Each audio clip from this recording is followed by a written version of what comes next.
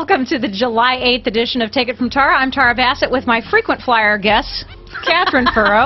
I've got a lot of miles. She's getting a lot of miles on this show, but she's got so many different interests and so many different talents that she is here to talk about yet a different subject from her usual musical fun and movie making. She's going to be talking about dealing with Agent Orange syndrome, which is a highly unusual and rare occurrence in most people's minds, but which is a lot more prevalent than we think. So, unfortunately, yes. Looking forward to talking about that. Our musical guests happen to be the Mr. Wonderful Production Band, and we are so happy to have them with us.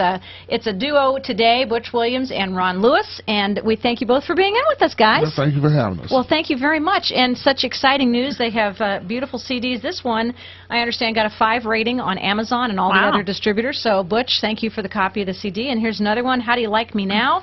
I just love both of those. Thanks for the gifts. You're welcome. You're more than welcome. Thank you so much. He's a man of few words, but boy, can he play music. So looking forward to hearing from them throughout the show. Janelle Fitzpatrick is here to talk real estate investments. Even though she's a comedian, she's pretty funny, but she's also very knowledgeable, and she's going to talk to us about how to actually get into the whole concept of real estate investments. Pastor Tracy Patton of New Beginnings Church is describing the transition that her church is going through in southern Indiana, looking for a new building and all of the wonderful services that it provides to the community. And our special guests from Louisville Metro Animal Services, Margaret Brosco, and from Humana, Lisa Cantor. They're talking about the partnership that LMAS and Humana have called Walk and Wag. Yes. Which is an awesome plan to get Metro Animal Services dogs out on the streets at lunchtime on Mondays, right in the downtown business corridor where everybody can see them. That's so awesome. And they have a cute little buddy with them. They do. Well. That's Mr. Blue. That is Lisa's dog, who actually came from LMAS and Kentucky Humane Society before he came to his forever home with his wonderful mom. Yay. So they all wear Walk and Wag, Adopt Me, little bandanas and T-shirts, which is the most awesome way to get the word out. So they're all coming up this hour on Take It From Tara. And guys, Ron and Butch, I'd like to hear just a taste of some of your music, and you've brought us a couple of great DJ discs today, so just share with us one of the cool tunes that you want to get across to us today. Well, the first tune we're going to do is by a young man named Little Pete. He recently passed in Louisville. Years ago, he had a group called Little Pete and the Youngsters, and the name of this tune is...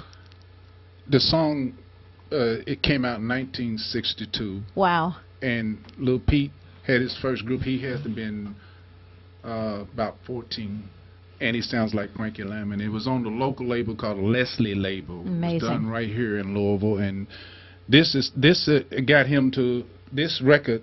When some people in Detroit heard it, they came down to Louisville. Pete told me from his own words, they came. His name was Eddie Wingate. He was the owner, president of Golden World Rick Tick Records in Detroit. Came down here and begged his mother, father to take Pete back to Detroit because Pete sounded like Frankie Lyman. And that record is the one that has eluded me for years. That the one that they done in Detroit in '63. Amazing. Let's hear it, Little Pete. I'll Never Leave You Again.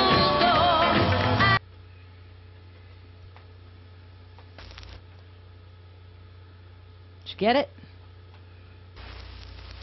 All right, he's pushing the button. Little Pete.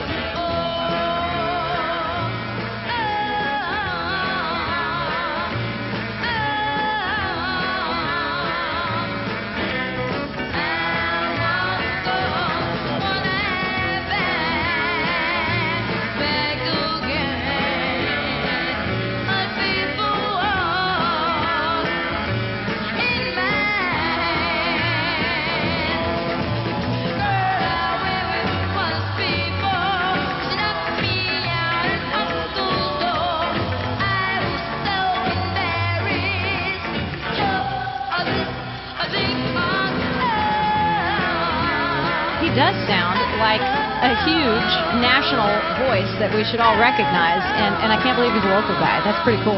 Yeah. Do you remember Frankie Lyman? Absolutely. Well, that was during the age of rock and roll. he was young, sounded like Frankie Lyman, and there was a big trend to try to grab somebody like Frankie Lyman. All the record companies were trying to find the next Frankie Lyman. And this was the guy. And how old was he? He was 14. 14. Wow. Listen to the quality of that voice. He just recently passed away. He later became the lead singer of the New Birds. Okay. A Louisville band that Harvey Fuqua started. So if he was 14 in 1962, he must have been in his early 70s, He right? was 64 when he just Aw. died just a couple of months ago. He was a year older than me. What a shame. What a beautiful voice. I love that. Thanks for sharing that one with us. I love it. Well, we're going to continue on the show, and you'll get to hear some more of the great musical selections from the Mr. Wonderful production band coming up. Let's get to Catherine. How you doing, dear? I'm doing pretty good. How are you? Always good to see you, Mimi, and Emma, because Yes. the three of you come in one traveling pack. We do. You get us. Kind of like me and my three dogs. So Your furry babies and my cute little blue-eyed babies. you're so. non-furry babies. Well, I had a wonderful evening with Catherine, Mimi, and Emma the other night because I was lucky enough to be invited for dinner We had such a good time. by the greatest cook ever. I mean, it was a gluten-free dinner, and I didn't even know what that meant. But man, I now know that you can eat anything, and it's delicious even without gluten. You really can, and there are a lot more options than there used to be, and Yes. just being really clever about labels and stuff. But I'm glad you had a good time. We loved having you there. Well, I loved it too, and I got a lot of snuggling on the couch under the blanket while we read stories Yes. together. The that girls was loved primarily that. Emma and Mimi, Yeah. not Catherine. Just to clarify things, or the dog actually. Although the dog did get in my lap at one point. There was a lot of love There to was- be had. There There was a lot of love. So that was a lot of fun, and thank you for that dinner invitation. Now, there's a Sure. reason why you're on gluten-free food, and Yes. there's a reason why you're here tonight to talk about Agent Orange syndrome, which is something that a lot of people really don't know anything about, other than the fact that Vietnam veterans Yeah. were sprayed with chemicals that caused them to have these extraordinarily strange symptoms that resulted in horrible diseases. But now it's reached a second generation genetically. It has, and that's kind of the surprise for everyone. My father actually has Agent Orange syndrome, and he taught chemical warfare. And he even said, going into it, he knew that he would probably have some effects, but he had no idea it would affect, his sperm and then my DNA being passed down. So it really is a very interesting and a very scary diagnosis to have because you can't really treat Agent Orange syndrome because it's at the DNA level. You just have to treat the things that come along with it. Well, let's talk about some of the things that come along with it, Sure. because they really are frightening, and I've actually witnessed with my own eyes over the last several months the changes and the challenges that you've confronted Yeah. with sudden rapid weight gain, sudden rapid weight loss, complete Yeah. chronic fatigue syndrome, feeling like you're just going to collapse and die. And what are you Yeah. going to do? You're a musician, you're a filmmaker, you've Yeah. got two small kids. You're one of the most incredible people I know because you Thank just you. keep plugging along through it. But talk about some of those symptoms that you've recognized that have been attributable to Agent Orange. Well, the first thing that happened was that I was working in New York many years ago, and I was between gigs, and I was working in a coffee shop, like you do. Funniest thing. Like you do when you're a performer. And I was talking to one of our regular customers, had started to pour her cup of coffee out of one of those big decanters, turned to answer a question, and she started to scream. And I didn't realize that the hot coffee was pouring on my hand. It was hot enough that it immediately started to blister my hand, and I didn't even feel it. I didn't know what was going on.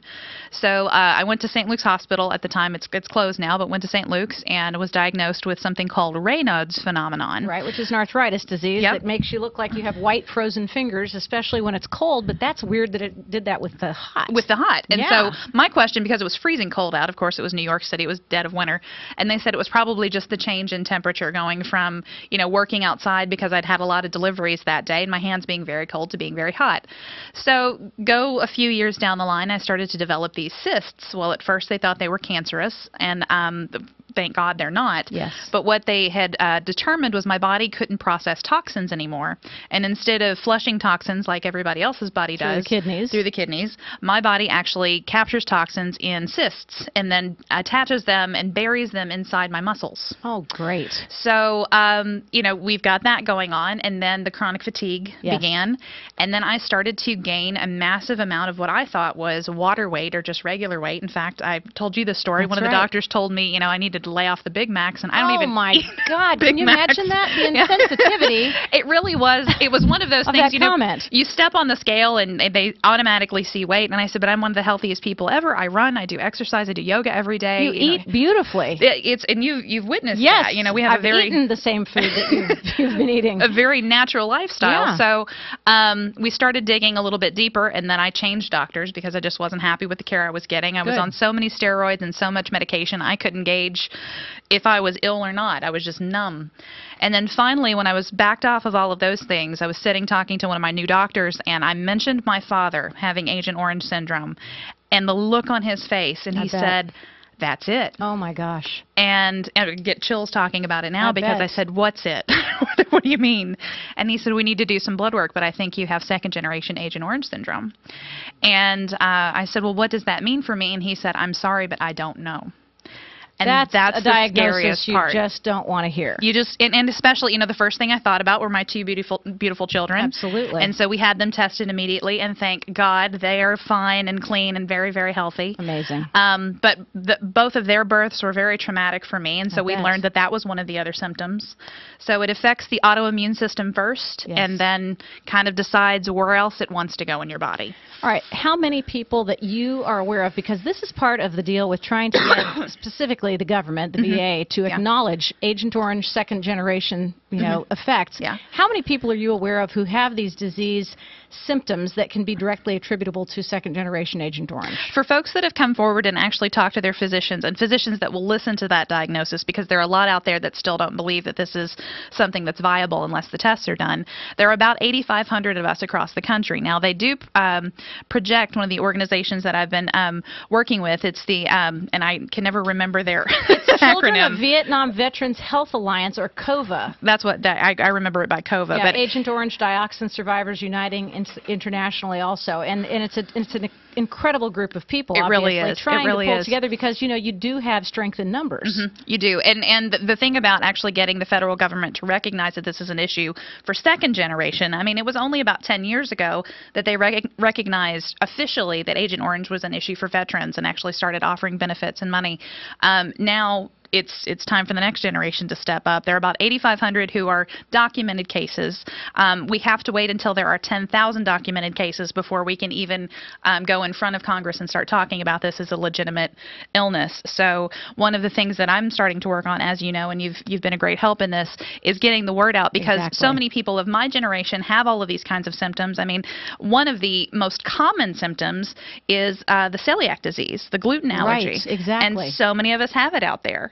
The other thing are just basic autoimmune disorders. We're talking about anything from as common as not being able to fight the common cold to something as complicated as Raynaud's disease. So we're just trying to get the word out there. And if people think that there might be something else, it's more than just a cold. It's more than just feeling tired or overweight. If you think that there might be something else, and you've had a relative who served in the U.S. military, this is definitely something to check out. Well, let's just think about this timeline. Vietnam kicked off in the 1950s when the assassins were sent in, and that was in the very early days of the Vietnam War. Then the troops went in the 50s and 60s and served until the late 60s, and I think there were even maybe some presence in the 70s. But Agent Orange was being disseminated during a huge portion of this. Yeah. How many years has it taken to figure out that spraying chemicals all over soldiers in a jungle could actually cause health disease? And these are guys in their 20s, so they had to be in their 80s, 50 years, 60 years later, when you just said they finally acknowledged that Agent Orange could have affected the soldiers. Yeah, and I think what the scariest part of this particular thing, they've actually found hidden barrels now in certain parts of Vietnam where it's been buried and it's been at the soil level. So for those people over there, but get into the water table. And it's airborne too. Oh, so wonderful. it not just only affected, where they were trying to quote unquote kill the vegetation in the jungle during warfare, but it traveled. And not only did it travel into other countries, but it traveled into people's lungs, and that's where actually it kind of has laid dormant for years and years and years, and then went to the DNA level. So anyone who is experiencing unusual symptoms that could have some sort of reflection on Agent Orange syndrome, who have possibly been affected by a veteran who has served, should get in touch with the Children of Vietnam Veterans Health Alliance Incorporated. It's COVVHA.net, COVA. COVA, yeah. And Catherine Furrow has a wonderful Facebook presence, and you can get in touch with her as well. And I think the idea is to get numbers so that the federal government can recognize that there are sufficient numbers of people who are dealing with this. And there's going to be much more, because I feel like your plan, and I'm hoping that I'm going to be a part of it, is to create podcasts and create an internet presence and give people the story so that you can be one of those forefront leaders to get people out there and get the government to understand that we have a serious disease and a serious outbreak on our hands, and it's not from West Nile virus and it's not from, a monkey. It's something that came directly as a result of our own government. And it's at the DNA level. And the other thing that I really brought to the forefront in terms of my being very public about it is that so many people that do have second-generation Agent Orange, and so many people who not only the children are veterans, but veterans themselves are heroes. And, my father, who has lost one of his legs, is about to lose the other one, will be the first when we're at a restaurant or any public place to stand up and salute the soldiers that he sees and thank them for their service. Amazing. So it really is at a base level. It's not an anti-government movement. It's definitely a pro-people, pro-health, pro-awareness movement, just to be aware of what we're doing to ourselves or what we're doing to other people, and how to combat something like this one person at a time. And it also means that our government needs to take responsibility Most certainly. for what it inflicted on its own veterans and now on their children and their children's children. Most so certainly. It's a very multi-purpose and multifaceted campaign. You are welcome to join it by contacting Catherine Furrow on Facebook or go to COVA, COVVHA.net. That's more information from the Children of Vietnam Veterans Health Alliance Incorporated. And as always, you are a fascinating guest full of fantastic information. Thank and we you. appreciate you taking the time to come in just for a few moments. Let's go to a happy subject. Yes, please. Tell us about progress on Breath of Heaven, the movie. We're very excited, and we've been talking to a number of investors. We actually signed with a national casting director. Excellent. We've got some folks that are named people that are interested in the script, and we'll be able to announce those people very, very soon. Love it. We start production with principal photography in some of our major scenes September the 1st, and we're just absolutely thrilled, overwhelmed. We had local auditions that went very successful, just amazingly well. Herschel Yes. said last week, if people don't believe that there's talent in this area, they needed to be at those auditions last week. That is amazing. An amazing experience. Oh, we had good. people not just locally, but we had some folks flying from Seattle. We had some folks from New York and from LA that had just heard about the auditions, didn't even make an appointment, and showed up. So. And the movie's going to be shooting in Louisville and Yes. Southern Indiana starting in September. Starting in September. Catherine is not only the screenwriter and the producer, but the star. One of them, yes. And, one of many. and Herschel also stars, and he's directing. So it's going to be a wonderful movie. It's called Breath of Heaven. You can go to breathofheavenmovie.com on the web and find out how you can participate. And you're not only going to be looking for more actors, possibly, but also support in craft services, which means the food that's going to be That's served, right. and in all the technological technology, aspects. Yes. technology definitely, and we're also looking for reenactors, folks that do reenactments, especially around the Civil War period. Yes. Folks with costumes. We're going to be shooting a battle scene that we know of now. We've got a ballroom scene with lots of folks, and we want to see pretty dresses and gowns and all of that kind of thing. So I love it. All the support we can get, and we're just happy to do it here. Fantastic, and it is going to be a paid involvement. It will. It's not. It They're is. not This is asking you to do it for free for your resume. That's right. This is a professional production. Which is what most movie makers do. Hey, get in part of my movie so you can look cool. Musicians know about that too, don't you guys? Absolutely. So thank you so much for providing the opportunity for Breath of Heaven, the movie, and let's do more on Agent Orange in the future so that we can make people more aware of this incredibly complicated and very, very dangerous disease, which is affecting more and more people as we come to know it, and hopefully those who are listening can pass it on and get the word out, not only to Catherine Furrow by contact, but to the COVVHA.net, which is the website for the children of Vietnam veterans who are afflicted by Agent Orange. Thank you, Catherine. Thank you, Tara. Have a wonderful afternoon. Goodbye, Thanks. Mimi and Emma. We love you both. Thank you for coming to the studio again. And thank you, my dear. We'll see you soon. Good to see you. Hey, Mr. Wonderful, are you ready for another cut? Yes, I think Tell us what you're going to play for us this time. this is called Everything I Do It for My Baby. I love it.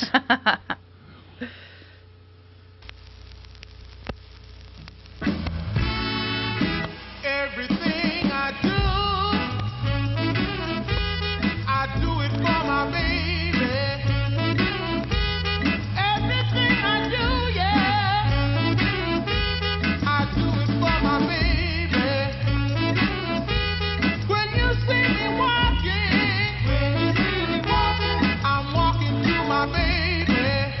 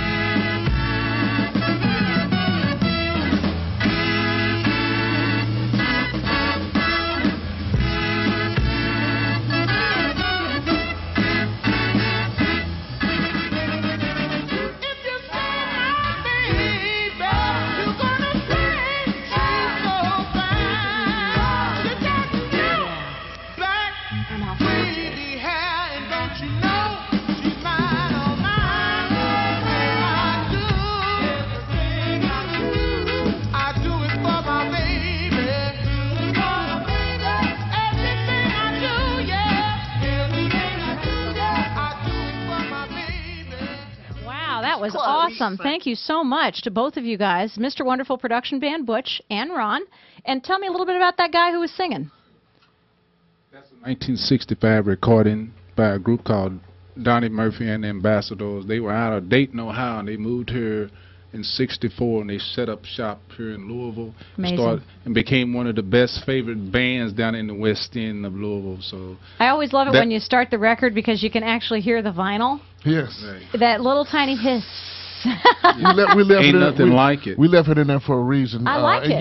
It gives you a little artisticity. Yeah, You know, people it try is. to take that out, but no, I wanted to keep it in because this came from an old vinyl record. That's right, 1965, man. Most of the people in this building were not alive in 1965. Well, the three of us were. I was. I was. Oh, were you? Oh, Okay, yeah. that's good. Oh, yeah. Don't give away your age, Lisa. Oh, well, it's okay. Thanks, Mr. Wonderful. Appreciate it. All right. So the question is, does Louisville have soul? And definitely, with Butch Williams of Raw Productions and Ron Lewis of Mr. Wonderful, we do have soul, and we're going to continue to have soul. The Soulful Sounds of Derbytown Volume 1 has equal doses of doo-wop and R&B and will be issued on Dynamic Imperial Records this December. Only 100 copies, you say, of this test release? Yeah, at the time we did just 100 copies because we didn't know if and how it was going to be accepted by anyone. Well, I think it's So- going to be accepted really well because I love the choices that you've got. And Well, Butch and Ron are planning 2 more volumes in this Derbytown series featuring gospel and blues with songs by all kinds of wonderful folks. And so thank you for that. I appreciate it. You get ready to pull up another one in just a minute, okay? I shall do that. All right, Butch and Ron. So our guests now, Mr. Blue, who is the most wonderful puppy in the whole world. Yeah. And he's my Neff pup. And Lisa Cantor is from Humana. And Margaret Brosco, of course, from Louisville Metro Animal Services. Welcome, ladies. Thank you for having us. Always glad to have you. So the partnership is called Walk and Wag, and this was your brainchild, and I'm so proud of it. Oh, well, I think you contributed some to the origin of this Well, idea. it's okay. Tell yeah. us what you're doing with Louisville Metro Animal Services and Humana. Well, Humana for several years now has been very focused on wellness initiatives for their employees and their members. And we got the idea of bringing together 2 needs. One need was to get Humana employees out from behind their desk. Yes. And out walking and being active. And the other need was to get more pups adopted from Louisville Metro Animal Services and Animal House. So we put 2 and 2 together. And so what happens is every Monday at lunch, LMAS and Animal House brings down dogs to the ramp at 5th Street that leads up to the Belvedere. Yes. And we organize a number of Humana employees. And right now we usually have more humans than we do dogs. Wow, isn't that amazing? Yeah, people are so excited about this initiative, and they're signing up in droves. And they just take the dogs out for a walk, and they have these cool little vests on. And they say walk and wag or adopt me They or say something? adopt me. Adopt me. The program Aw. is called Walk and Wag at Work. Yes. And it's going very well. We've had about, I would say, 5 or 6 walks now. Fantastic. And it's just a ball. He's giving his mommy kisses, Yes. Margaret, while they're making out here on the radio. Why don't you tell us a little bit about the Metro Animal Services situation right now? You just had a huge 4th of July adoption, which was very successful. It was Thank fantastic. God. Probably one of our best adoption promotions and specials ever, Awesome. which was great. So we had over 70 animals find a new home just in time for the 4th, which was fabulous. And it's Yeah. a great opportunity this summer to teach your kids responsibility by Yes. having a new pet. And then also it's wonderful to just go hang out at the beach, go for long walks with a new best friend. So That's it was right. really an awesome opportunity. And we really like teaming up with Humana because, as we all know, a lot of the animals that come into our facility are strays. We don't know a lot about their history. We're not sure where they came from, if they're good with people, if they're good with other pets. Yes. So we do all kinds of testing to find out what's going to be the best situation for them as far as a forever home. Yep. But nothing beats the opportunity for these guys to get out in a new environment, downtown, the sights and smells and meeting other people. It's so hilarious because the first couple of times we went down there, a lot of times we'll have some dogs in the back of the truck. Yes. And the first couple of weeks we had dogs that unfortunately were there 2 weeks in a row. Aw. But when they got close to 5th Street and Belvedere, they started wagging their tails and like jumping around, and I was like, are you kidding me? Walk and they wag. know exactly where they're going. They know it's time to head out and just Smart have a dogs. blast. So it's great for them. They get to walk around, meet new people, and it helps us too because Yes. from an adoptability standpoint, it's important for them to go for walks on a leash, Yes, it is. to be introduced to new things, and to be able to trust. We all know that that's the one thing, these animals, to no fault of their own, were literally either dropped in a shelter or on the side of the road, and they And when they you're have a hard abandoned, time. you They're- have trust Yes, issues. Exactly. Yeah, And so yeah. just building that back up and letting them know that people are loving, loyal, and caring just as they are. So it's a great partnership. It's really helped out. Lisa, this guy came from Metro Animal Services He via did. Kentucky Humane Society, which is where you found him, and Right. and he has quite a little story. And the assessment testing is always great because you found out before you even adopted him he had some resource issues. He guards just a little bit with food, with Yes. special toys, Yeah. but that's very workable. And bringing him into your home and giving him the love and patience, you've been able to work through a lot of those things. Oh, absolutely. And, Margaret and I were just talking out in the studio. We said, that's one issue. That's not too bad. That's right. We all have at least one issue, right? Right, I always tease if I'm we sure had we have humans- many. Right. Yeah. If you put humans up for adoption, Oh, you're no. like, doesn't really get along with others. I would never get adopted. I'm not so good with kids. That's right. I'd be in the Metro But- Animal Services pound for years with all of my issues. Good Lord. But if you stop and think about it, overall, the number of animals that we get into our facility, Yeah. just the behavior is fabulous. They're just so loving, so loyal. I always say sometimes we'll get dogs and cats that come in and you think, you can put this dog in your house and not have Yes. to worry about a thing. Yes. No litter box issues. They're already potty trained. They walk well on a leash. Yeah. He is so housebroken. Yeah. He is the most housebroken dog I've ever had. He's Amazing. incredible. So but- and this program it's a good opportunity. We learn things. Yes. We learn things about the animals that we can pass along to the new owners, and that it even makes it a more successful match. When you learn personalities, I have a friend, and we babysat for two cats, and one was lazy and all wanted to do was sit on the couch. Well, that's her cup of tea, right? Yes, She's exactly. like, that's my cat. And then the other cat was like, I want to go outside, I want to climb the wall, Play. I want to play, and I was like, that's my kind of cat.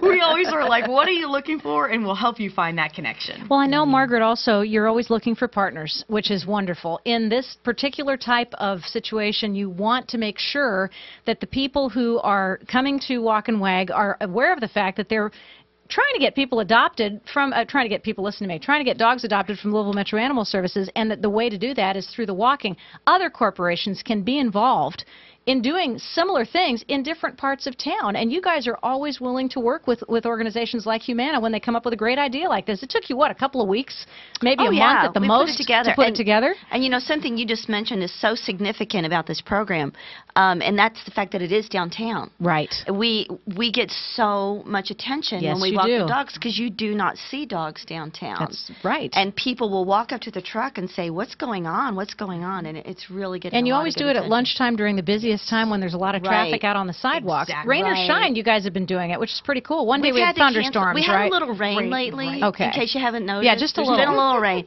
So we've had to cancel a couple weeks, which was just heartbreaking. But, we did it today, and it was an awesome day. And Good. It's great for going the well. animals to get visibility. Yes, it you know, is. when Right. when people see them up close and personal, and they say these are wonderful animals that can be pets forever, and it also touches such a broad base. When you talk about the downtown during the lunch hour, Yes. there's people from all over Louisville Metro, Right. That's right. all over Indiana, and they have that opportunity to have that one-on-one connection, which is fabulous. And if people are out there listening and you say, hey, my company would love to do X, Y, or Z, socialization is great. Yes, it Getting is. that one-on-one attention is what all of these animals need. But there's so many other things that people can do. They can help us take pictures. They can work on the website. We have people who come in crazy. All they want to do is dishes, or all they want to do is the laundry, which is fabulous. Or take them out in the play yard and play with them, or Right, walk them right. on leashes, or do anything, because volunteerism is the root and the core of Louisville Metro Animal Services. It is. We couldn't do it without our volunteers. We have over 1,500 active volunteers Amazing. that really do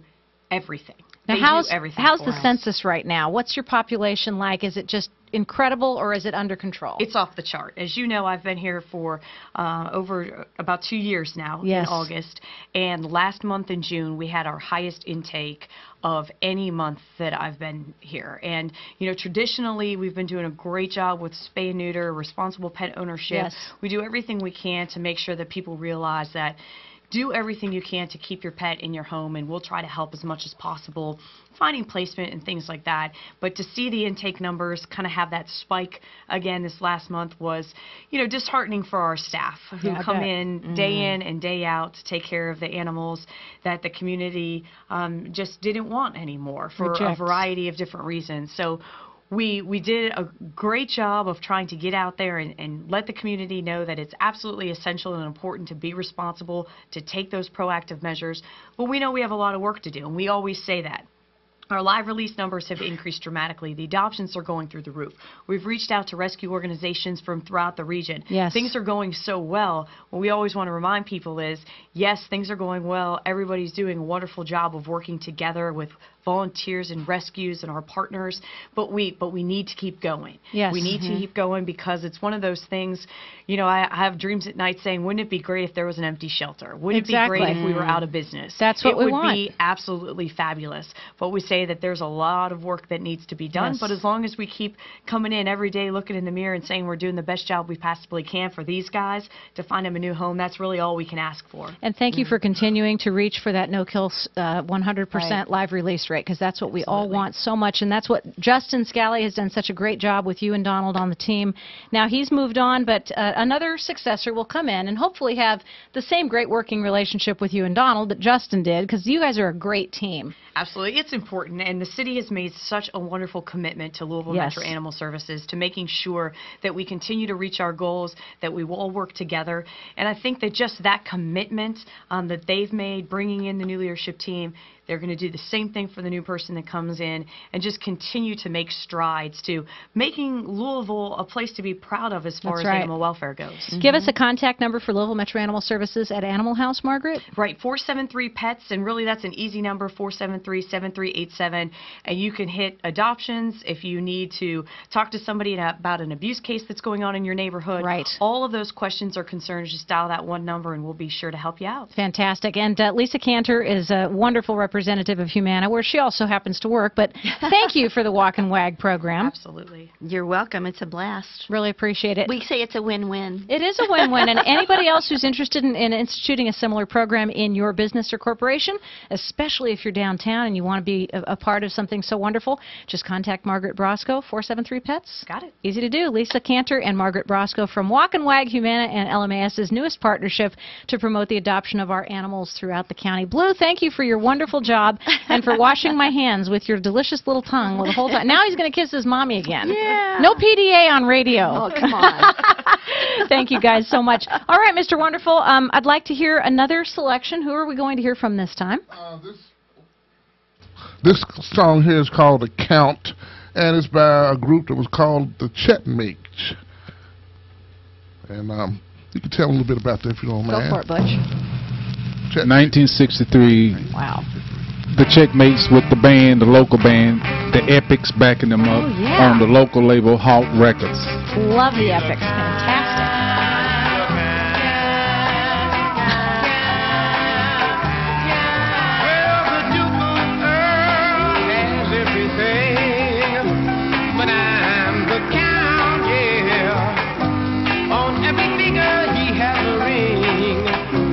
What does that amount? Because I'm king of hearts and king of kings. And Lord, your majesty, and I'd love to share along with that paradise. No doubt we can make it from here. Now, count 3, 4, 5. Yeah. Before you fall in love again. 3, 4. I know you're gonna count.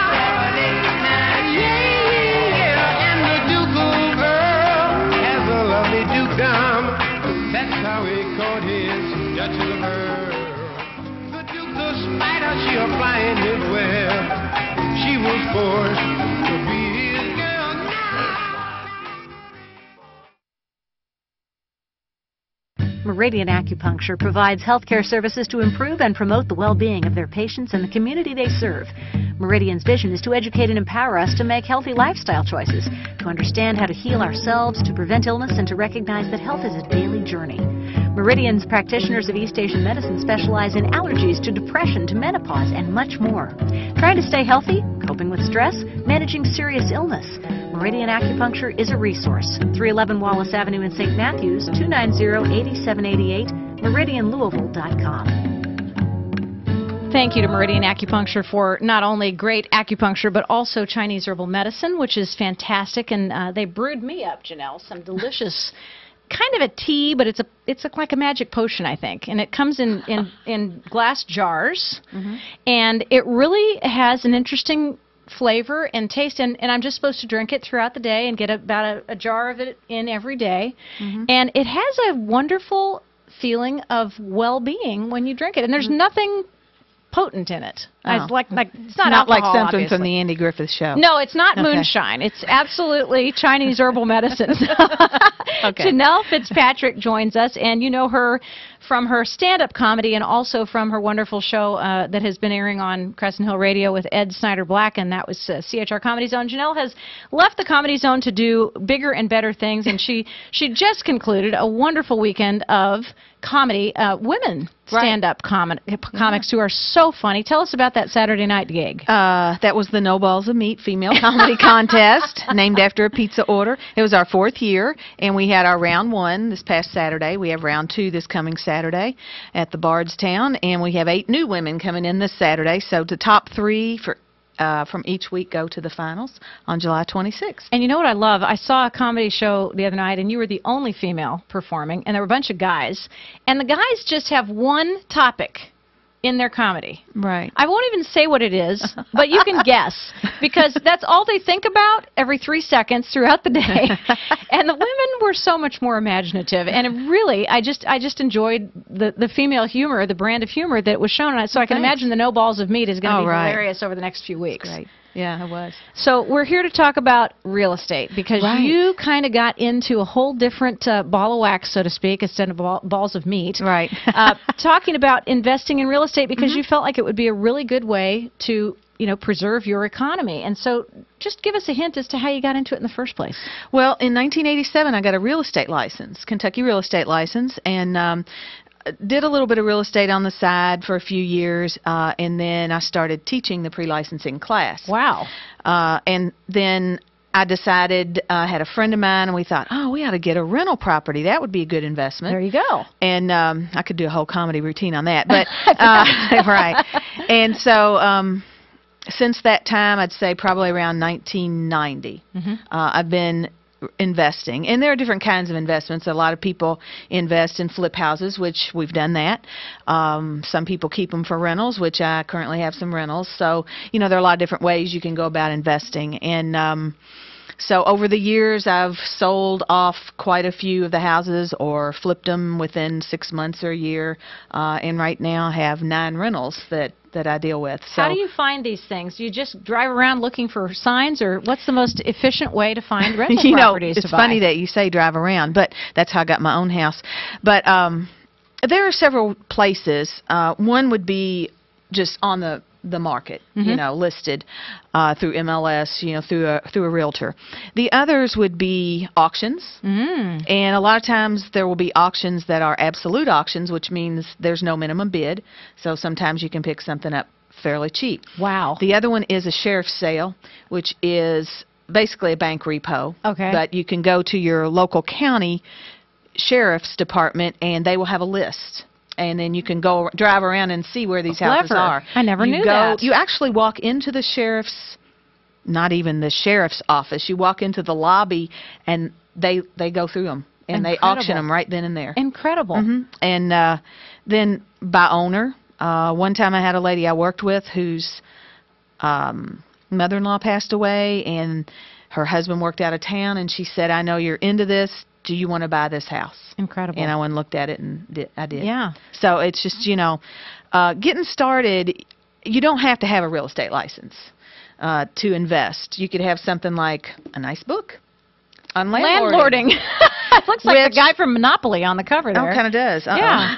Wow. So I use this quite often. It has a lot of forms in it. It has a lot of ideas. It tells you how to screen prospective tenants and things like that. But, you know, you don't have to have any kind of technical knowledge. You can just grab you some information and you probably maybe should get have some financial background. Do you think? Well, maybe, but I mean, I have a math background, but I think if you have a person to work with, it's really good.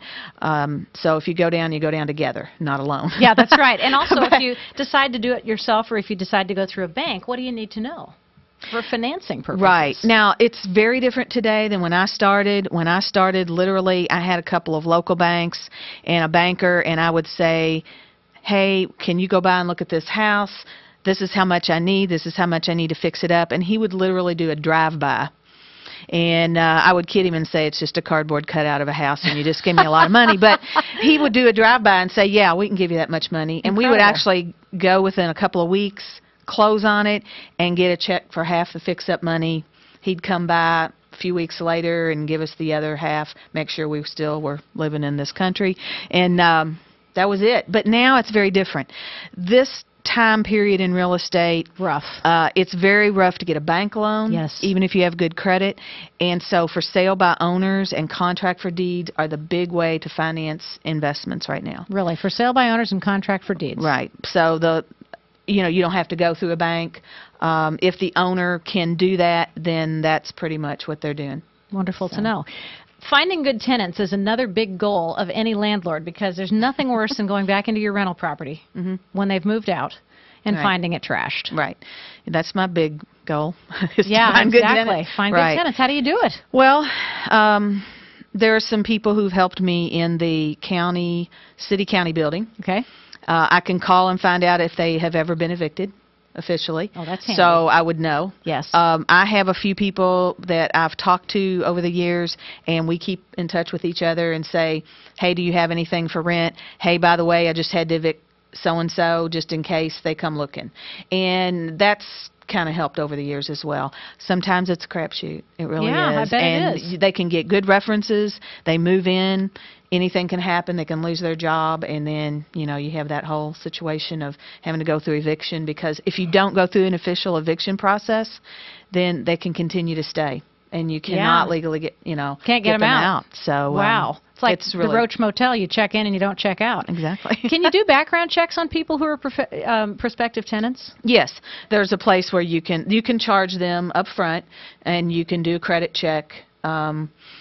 Some people do, some people don't. There again, it just depends on if you want to go that route. And there are places online where you can have memberships and do that. So. What are the pros and cons of being an investor in rental property? The pros, usually, other than the last few years in real estate, usually real estate appreciates. It has almost every year since the Depression.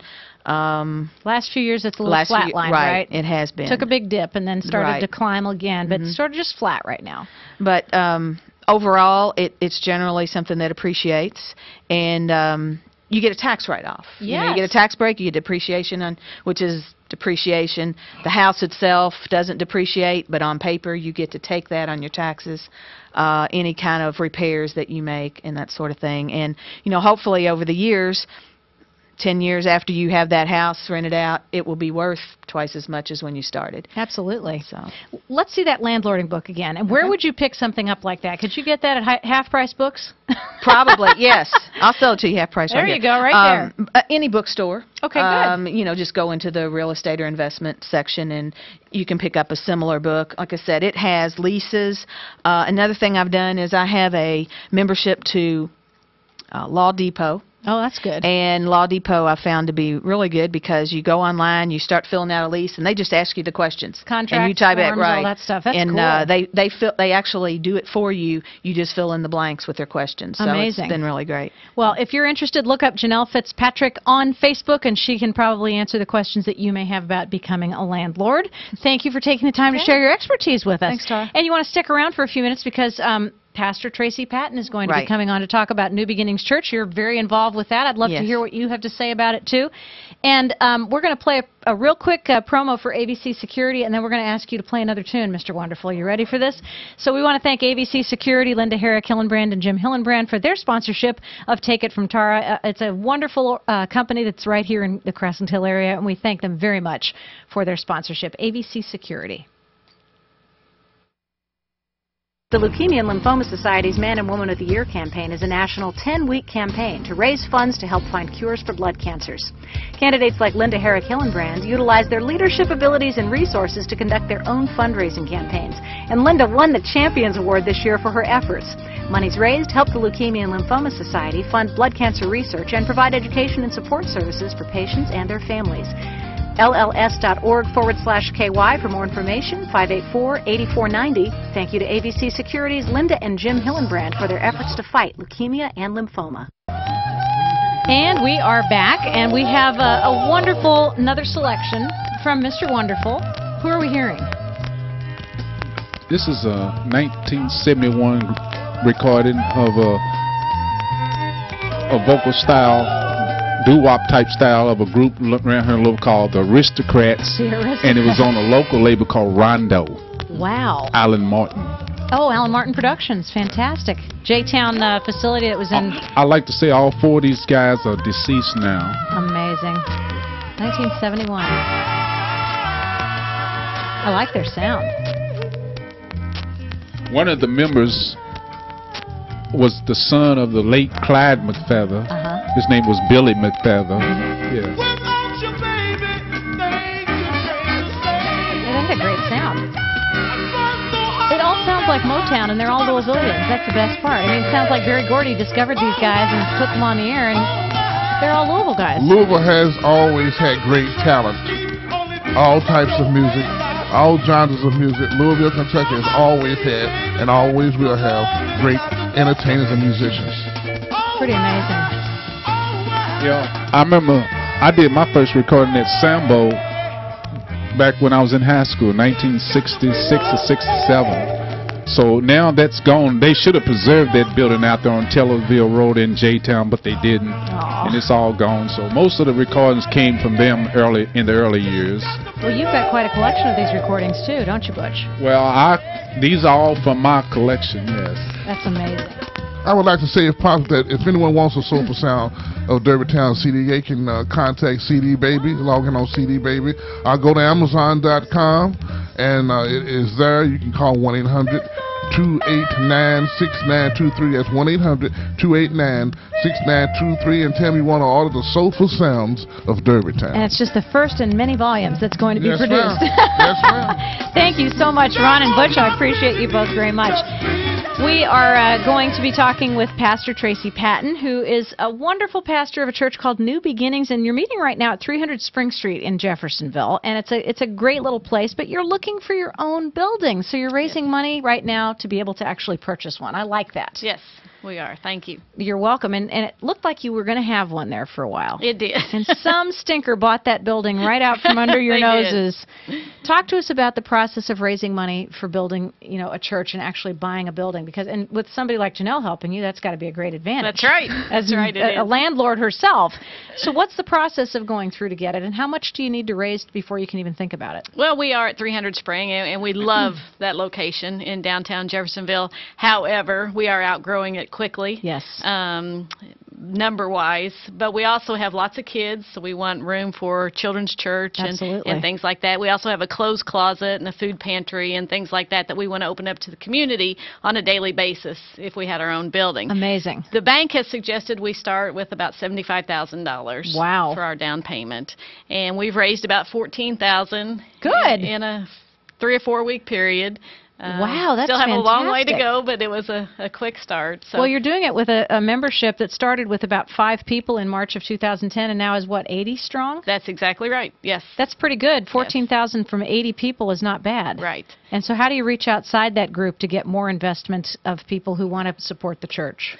Word of mouth Yes. has been our best our best avenue. It really has. And people like Janelle, who they are out mowing yards and painting houses and building gazebos and all kinds of things for people in the community as a good service, you know, on our part to help the community, but then we just ask for a donation to the church. Well, that's fantastic, Janelle. I'm really proud of you for doing that, and I know you and a lot of the other members of the church are doing the same thing. So going out and working, putting in your sweat equity to raise funds for the church.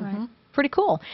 When you talk about being a pastor at New Beginnings, a lot of people say they literally had the experience of Saul being knocked off his horse. Yours was a slightly different experience, but nonetheless not any less traumatic. Right. I was knocked to the ground, though.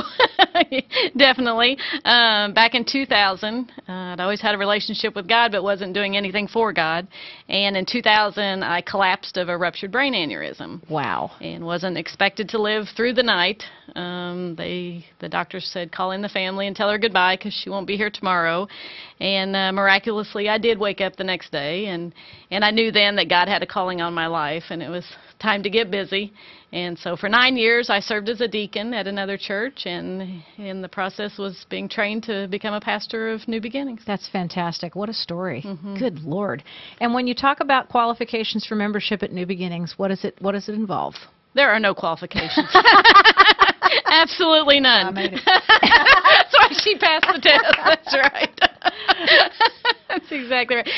We accept, we love, we want everyone to come to New Beginnings Church, because so many churches say everyone's accepted, but when it comes down to it, there are too many rules and regulations at many places. And our church truly is a place where everyone is loved and no one is judged. And you know, we have people in our church who are kicked out of churches for being gay or having too many tattoos or not dressing appropriately. And we are a mixture of gay, straight, black, white, red, Catholic, Methodist, Baptist, Pentecostal, you name it, we have it. And no one cares who's sitting next to them or in front of them or behind them. They're all there because they love God. And that's all that matters. Well, that's, I think, the whole goal, right? It is. With any church. And New Beginnings often symbolizes a change in life and a time in your life where everything is brand new. And what a great opportunity for you guys to take that into a brand new building. Exactly. I love that. And so how can folks find out more about New Beginnings Church, number one? Do you have a Facebook presence or a website? We have both. We are on Facebook. You can go under Tracy Patton as the pastor, or New Beginnings Non-Denominational Church. Our website is New Beginnings, the number 4, and then a letter U. New Beginnings for you. That's cute. .net. Yes.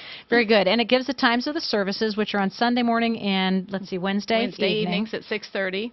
Sunday mornings at 10:30 a.m. Excellent. 300 Spring Street is the address right now, the temporary place that you're meeting, and it usually involves a lot of setup of chairs and takedown of chairs as far as I can see, and you guys also have a great number of people who are huge volunteers and who are doing a whole lot to make sure that this church is significant. Janelle, tell us how you go out and get people to pay you money to do their labor for them so that you can contribute money to the church. How does that happen? Well, on Facebook one night, I saw that Tracy Patton had said that people in New Beginnings will do jobs for you free for a donation to the church. And I said, we will? So anyway, actually we have a weekly grass cutting job. We have got a job. I don't even know how we got that deck staining job. 2 of us went and did that one day. And just if there are jobs available, Tracy calls us to see if we can do it. We've done some gardening and weed pulling and mulching, and we're about to do the fence. Right. We had to put that off a few weeks, but yeah, stain a fence and So the key is here: if you have jobs that need to be done, you can't do them yourself, or you just choose not to do them yourselves, all you have to do is contact Pastor Tracy Patton at New Beginnings Church, New Beginnings 4u.net on the web or Facebook, and tell them what you need done. And for a contribution to the church building fund, which is a really awesome way to do it, you can get folks who have all kinds of skill sets from the church to come out and do that labor for you. That's right. I really like that. So when you go into a New Beginnings service, what do we experience? It's pretty traditional. We call ourselves non-denominational, but it's Bible-based. We have a praise and worship team that starts out our service with 3 or 4 songs, and we try to mix the old hymns with the new contemporary worships. So we'll take turns and mix that up, so we try to please everyone. And then we have a scripture reading and then a sermon. I had someone quote about my sermon, saying that I don't preach at anyone, but I give people a life lesson to take with them. Well, that's the idea, right? Right. And what have you gotten out of this membership in New Beginnings Church, Janelle? Oh, the preaching of Pastor Tracy is just wonderful. It's so uplifting, positive. The music is positive. The people, it really is. We have fun at church. We do. And I don't think that's something that people think about very often. But we do. We have fun because we care about each other. That's right. It's a great group. And when you invited me to be a guest a couple of weeks ago, I had fun at church. Did you? Good. Which was so nice. And I really loved the fact that it was so full of spirit and so full of music and a lot of happy people. And you walk in and you get hugged a lot. And you get, especially by that one woman. Right. A lot of hugging going on. She was a hugger, man. She about crushed the life out of me hugging me. I loved it. It was great. But, it's really fun to be able to feel welcome, which is the whole concept. Right. And if we're going to church and not feeling welcome, it's just not really working for us. Right. Do you have any last thoughts you wanted to share? I don't have a thought in my head. You don't have a thought in your head? Any last thoughts you'd like to share with us, Pastor Tracy, about your goal in your church and what you're trying to accomplish? We are trying to raise money so we can have our own church someday. But the most important part about our whole ministry is just letting people know that Jesus loves you just the way you are. I like you don't that. have to wear anything special, and you don't have to act any way special. Just come with an open heart, and that's all that matters. And you don't have to take out your piercings or have your tattoos No, removed. you do not. No, you do not. That's very, very nice. Come as Thank you you are. so much. Pastor Tracy Patton of New Beginnings Church and Janelle Fitzpatrick. I just constantly do that to her. Her name is Janelle Fitzpatrick, and we've had a long and running joke about this because Ed, her former Comedy Zone partner, kept calling me Tara. So I got even by calling her Fitzgerald. Hi, Ed. He's here to record his show after this too. So thank you both very much, Miss Fitz and Tracy. Thank you both. Appreciate you. So our musical guests, we have one last opportunity for a couple of minutes of tune. Which one are we going to feature now? Well, let me see. What is it, Butch? Turn the mics on. There we go. I'll let Ronnie do the choosing. You're going to let Ronnie do the choosing? Here we go. Okay, Butch, who we got? This is a 1967 recording of a gospel song made into another song by a group called The Ambassadors. Just like she said she would. I can't think of the name of that. The guy who wrote that song, he's a big gospel artist. But it's a local group called the Ambassadors. But it's a gospel song turned into a rock song. Pretty amazing. It's called She's coming back again. He's coming back again. They titled it She's Coming Back Again. Well, it could be. There's it's possible that God is a she, I guess. Somebody's coming back again. Depends on what your belief system is. I like it. The Ambassadors. Like I told you, they got I got all their recordings. They put out about 4 or 5 recordings. What I love about Butch is that he listens to the first couple of measures of a tune, doesn't even know what Ron has chosen, and then he's like, "Oh, this is a 1967 piece by the Ambassadors," and he knows everything about it. It's amazing. Well, when I was a kid, my mother and father used to call me in the room. Name that tune was on. I was very good at that. Oh, I bet you So were. as soon as I hear the first note, I know what it is. Yeah. Pretty amazing. Now, how did you get these discs to DVD or whatever you put them on? At the time when we thought of this came about 4 years ago when me and Ronnie was working with, because I have my own music company, Ronnie has his, but we both go back to the 60s of working together, and we was working with the African Heritage Center over on Muhammad Ali. Yes. So at the time they had a director named Celeste Lanier, and we sit and talk to her one day, and we say, well, we can come up with I'm a record collector first of all, so we put all these things on here, gospel, all Louisville people, and package it up and sell it, and they made money off of it. So every time they got it, they cool. sold it. They took a portion of the percentage. Which we're still doing. It's a fundraiser. We're trying to raise money for the African American Heritage on Muhammad Ali. Awesome. Well, we'd love to hear you guys play music sometime when you come back again. We want to thank Ron Lewis and Butch Williams, Mr. Wonderful Production Band. Thank you both for being with us today. And thanks to all our guests, Lisa Cantor of Humana and Margaret Brosco of Louisville Metro Animal Services, Janelle Fitzpatrick, Pastor Tracy Patton, Catherine Furrow, and of course our Mr. Wonderful Production Band. Coming next Monday, July the 15th on Take It From Tara, Derby City Dog Rescue is going to be in the house with another furry friend. Rusty Bladen returns with his guitar by popular demand, his special brand of music. Margaret Heron Care is talking insurance, what you need and don't need, and some special foodies in Louisville share their secrets of success. We'll see you at 5 next Monday right here on Take It From Tara on Crescent Hill Radio.